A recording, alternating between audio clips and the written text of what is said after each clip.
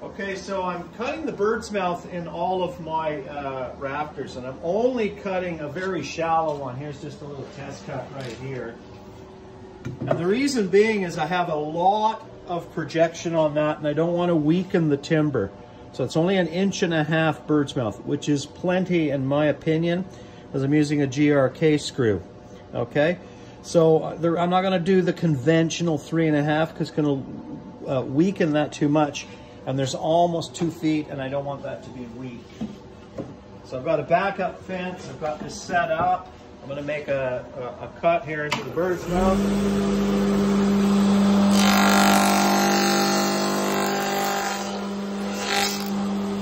I can now use this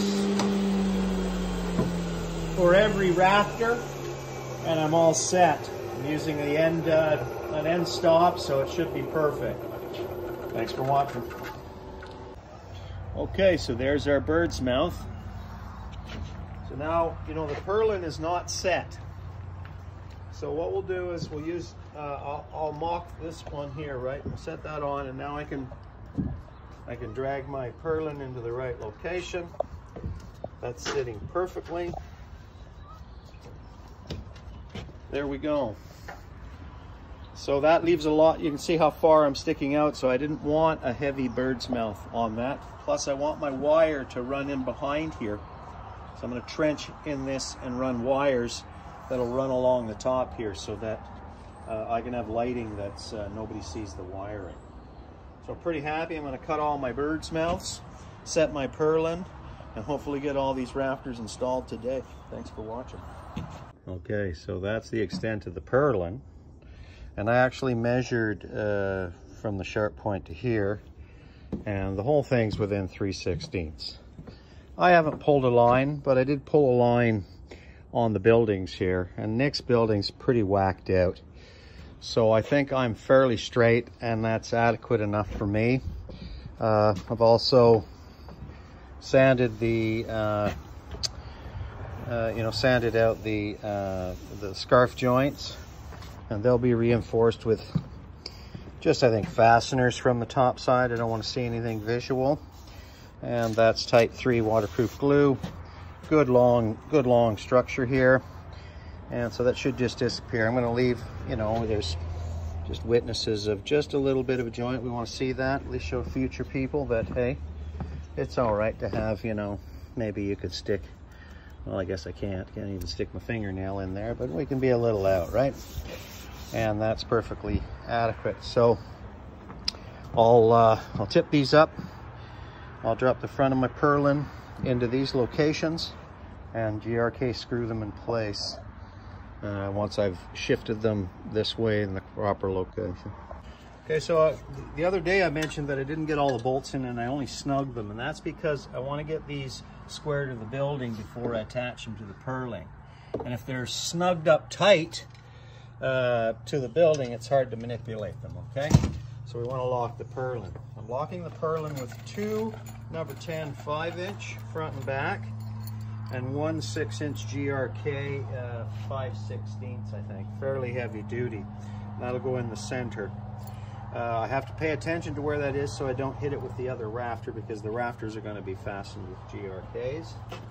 And so I don't like impact for these. I just like a drill, you know.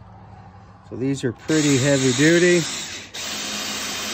This is going to ensure that there's no wind shear to lift this off. We want to sink that. There we go. So that is the mechanical fastening for the, this is not going to go anywhere. Thanks for watching. Okay, so this is the bottom where this rafter is going to feed the wires out for the lighting. And you know, sometimes you got to help out your electricians because they're generally coming in after the fact and trying to route wires. So we'll run, our wires are coming out from the building. They'll run trench down here and they'll split on either side. And once again, we don't put anything raw, so this will all be painted. Bird's mouth's all painted, and then we'll attach it.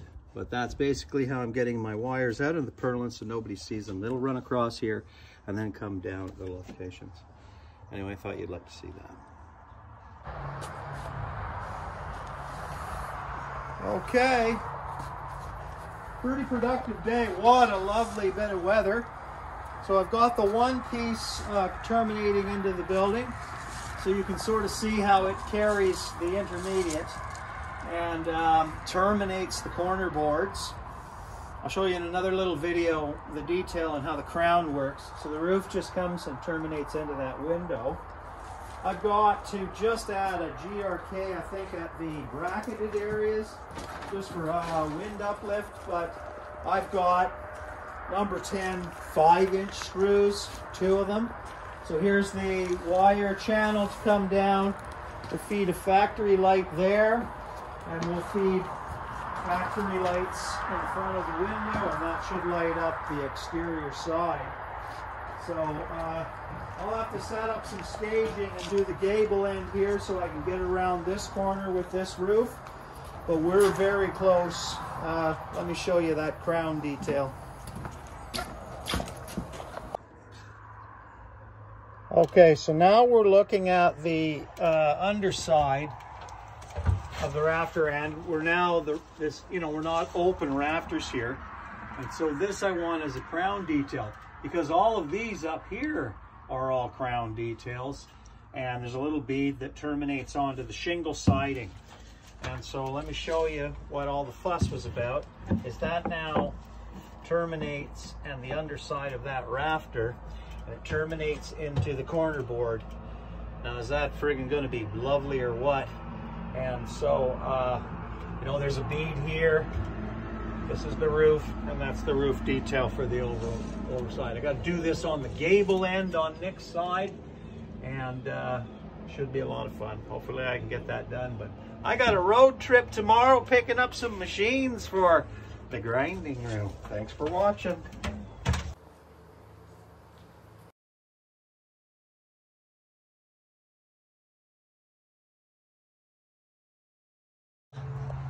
What you doing there, Jack? Oh, I'm just actually quite disappointed that the roof boards on your roof here in this overhang are actually have 2 knots. Oh, 2 knots the whole thing? 16, I mean, can you not buy good pine anymore? 16 footers with 2 knots in it. Can you believe it? Oh, what a shame. I need good wood to nail my shingle down onto. You know, asphalt shingle, eh? Anyway, can you take a little video from underneath and Sure. show them what that looks like? So when we put these boards on tomorrow. Yeah, I suppose that's all right if you're into that sort of thing. Yeah, sure is red. Yeah, purple. That's Purple. purple. Whatever that color is. Anyway, not much got done today. I did get the gable end on yours. I guess I got to stick up one more rafter, but we're ready to put boards up tomorrow. Thanks, Nick. Okay, so I'll have to deal with this low-grade material, right? That's just terrible grade. Anyway, so these are 1x12s, and they're a full inch thick. And way they used to make boards. And so I'll show you the gable end. Remember, I went on a machine run yesterday, so I didn't get much done, but I'll have to miter back in here and run my edges up into the corners here. But so it's about four boards, maybe 4.5 boards of overhang. So I got wild grapes grow along the whole property, and the birds love to eat them. There are a lot of seeds in them, and they're a nice color. Now, people have been asking me where I got the color. They really like this color. And honestly, I got the color from bird shit. Those damn birds eating those grapes, man. I said, well, why don't I just paint my building bird shit grape? Isn't that nice? Woo, look at that hairdo.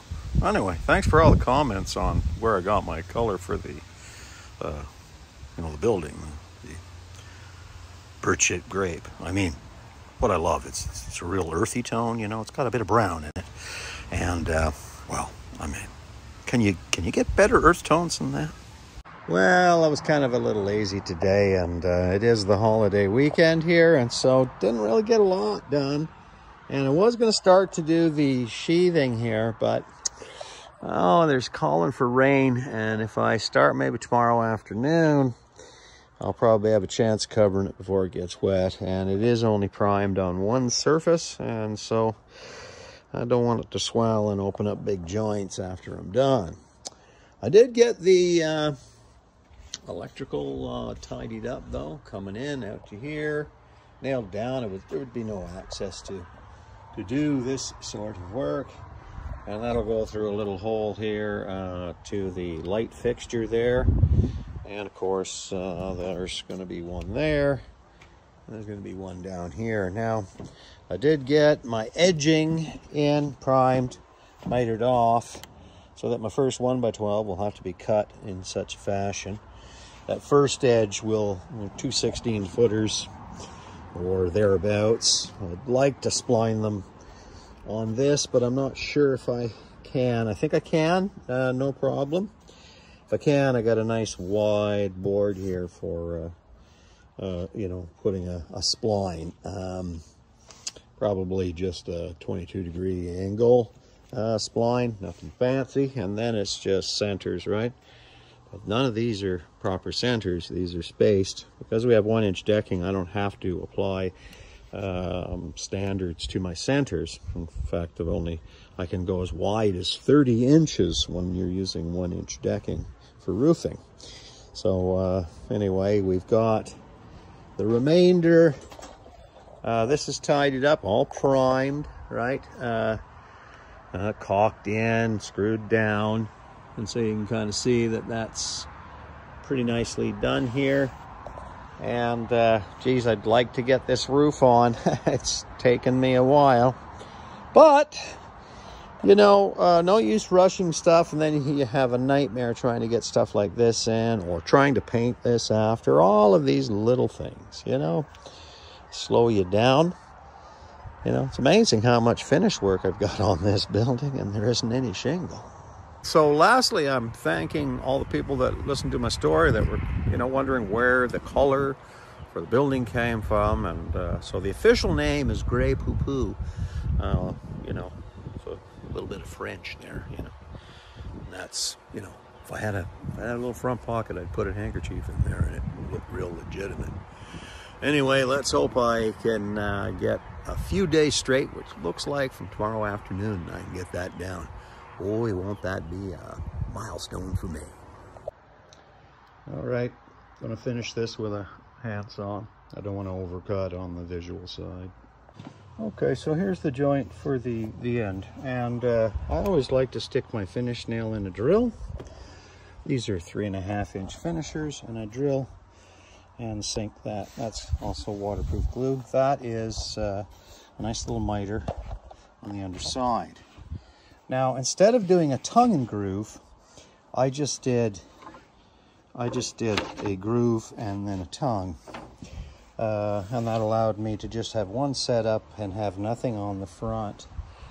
And so I'm gonna now I've got this trimmed, it's easy to, you can see the scarf here.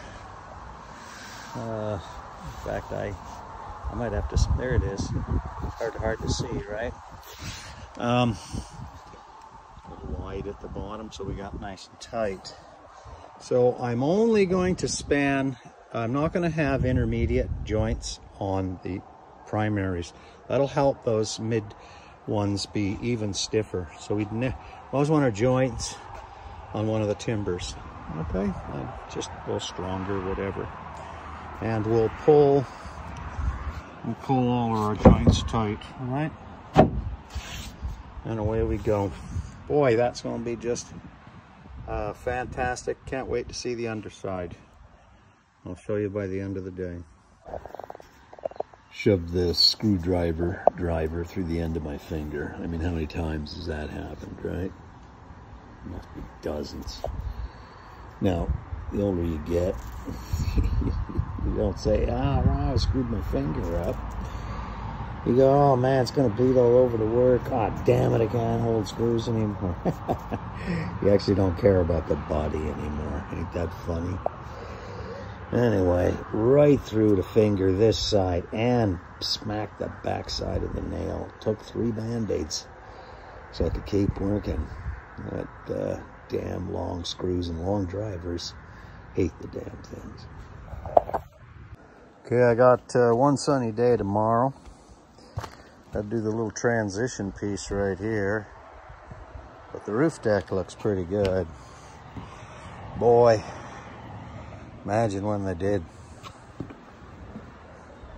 1x12 decking before. Isn't that beautiful? Solid as a rock. Not too shabby. Anyway, I got to fill in the last piece, and it makes better sense to cut and fit that and drop that into the key before I screw that one down. You'll notice that I don't put my screws close to where the tongue is. I fit my pieces and then do that. That makes these easier to go together.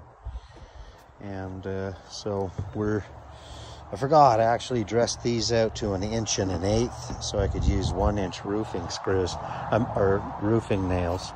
I may get, you know, for shingle, I may be able to get 1 1/4 to work. But I think Nick will be pretty happy. I'm gonna need him here on Tuesday to strip this one and ice shield it. But we almost have the roof overhang done. Boy, am I happy.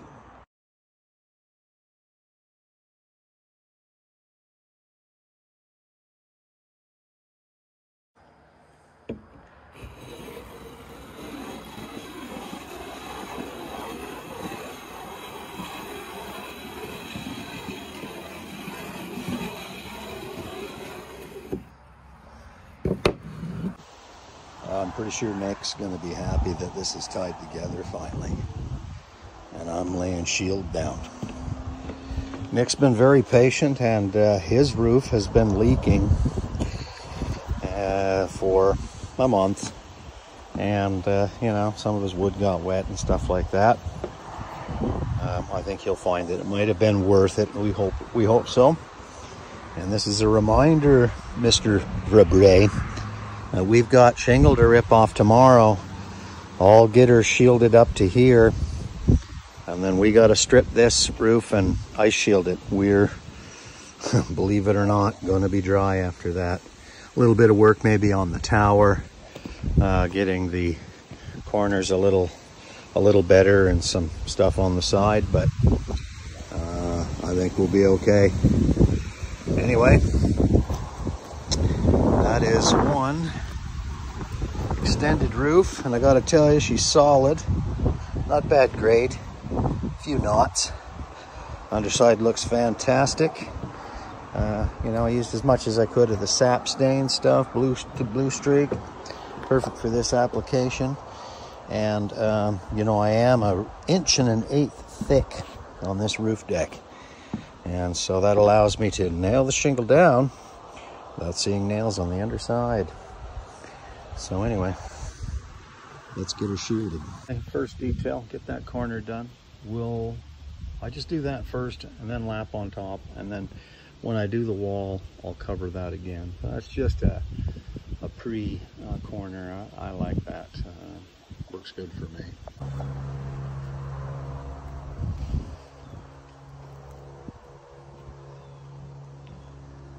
Okay, I think Nick will be pretty happy. At least it can rain now, Nick. Goodness me, eh? Still have to do up the wall, but not too bad. To do up this wall, we'll do a blue shield on that. There we go. Not too bad. Another thing I think Nick's going to be delighted with is there's absolutely no light coming in the windows. The overhang blocks out all the light. Blacksmith shop needs to be dark. Machine shop needs to be light. And so the windows now don't have any direct light coming into them. And so Nick's shop is very dark. Look at the shadow line down here. Pretty nice. Anyway, another message to Nick. You better be here tomorrow. We got to strip that off and ice shield you up. Talk to you later. Okay, so here's the last little bit I do is blue. I'll continue with, you know, just the standard ice shield here, but I like blue skin against my walls. This stuff's just deadly. I mean, As nice as all these little tapes that you can buy are, pretty hard to beat a roll of Blueskin. That stuff is, you know, look at how thick it is. I'd hardly call that tape. Look at that. That's the stuff. I just really have a hard time with anything else. Okay, next side is done, and I thought I'd have a little chat about how affordable it is to do this detail. And I'm just going to talk about the costs of materials, okay? So now if I just did a regular roof deck, not the 1x12, which you paid $1.40 a square foot for, Aspenite 7/16 is $1 a square foot. So that is 40 cents more a square foot to cover my roof deck. Might be a little less convenient, but this surface is 40 cents more than if I just used Aspenite. Now that's already a finished surface. It's also thick enough to nail to and all of those things. So should I have done regular framing, soffit, tin work, I don't think I could have done that for 40 cents. So although this took a long time, this is probably, I mean, for someone who's not really counting their labor, although if they want this finish, you would count your labor. This is, in my opinion, a very nice detail, okay?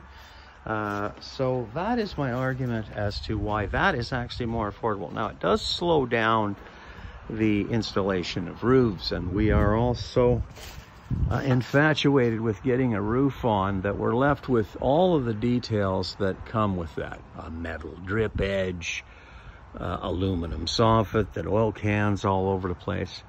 And I mean, if your houses are stacked together like they are in the builder rows, and most of the time you can't get back far enough on the street to see any details. So anyway, I love it. I think my details are great, and there's absolutely no metal drip edge going on that. Wait till you see what I do.